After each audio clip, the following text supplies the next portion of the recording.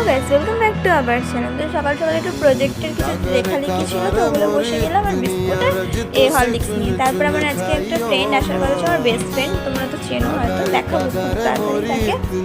তো আমি চলে গেছিলাম ওকে পিক আপ করতে। তারপরে আমি ঘরে এসে রান্না বান্না করে গেছিলাম, সোয়াবিন, মাংস। আর আমার পুচকুটা একটু ওরমভাবেই খায়, এখানটাতে ফেলে দিল। তারপরে খাওয়া দাওয়ার পর একটু চলে গেছিলাম কম বাজেটের মধ্যে একটু ঘুরতে। তো এই যে আমরা দুজন মিলে অ্যাকচুয়ালি বাগবাজারের ঘাটে যাচ্ছিলাম।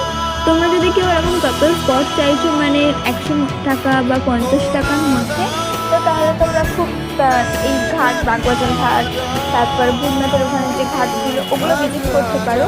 খুব কম পয়সায় কাপলকে নিয়ে ঘুরতে যাওয়ার মতো বেস্ট জায়গা গাইস। আর জাস্ট তোমরা দেখো কি সুন্দর লাগছে সানসেটটা, মানে এত সুন্দর লাগছিল না ভাইবসটা। দুজনে মিলে এরকম পা দোলাতে দোলাতে বসেছিলাম আমরা, মানে গল্প করছিলাম। আরও ইউটিউব এইসব নিয়ে না খুব মানে ইয়ার্কি মারছিল, তো ওগুলো নিয়ে বলছিলাম আমরা। তো এইভাবেই মজা করতে করতে আমরা একটুখানি কুলফি খেয়ে নিলাম। আমরা কুলফি খেতে খুব ভালোবাসি, তো তার জন্য একটু কুলফি নিলাম। ওখানে কুলফি ছিল হচ্ছে 30 টাকা করে, দুজনে 60 টাকা নিল।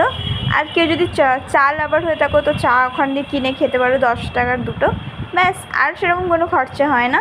আর আমরা একটুখানি গঙ্গার মধ্যে পা ডুবে ডুবে একটু মজা করছিলাম, মানে আমাদের প্যান্ট ট্যান তো পুরো হয়ে গেছিলো, বাট তাও। তারপরে সন্ধ্যের পরে একটু ঠাকুর প্রণাম করে তো ওকে বাড়ি ছাড়তে চলে গেলাম, আর ও যে বাসে উঠে গেছিলো। তারপর এই জিনিসটা, এই রিমঝিম জিনিসটা এত বাজে, মানে প্রচুর বাজে খেতে। তো তারপরে আমি ঘরে এসে ডিনার করে পরোটা তরকারি খেয়ে ঘুমিয়ে পড়লাম। বাই।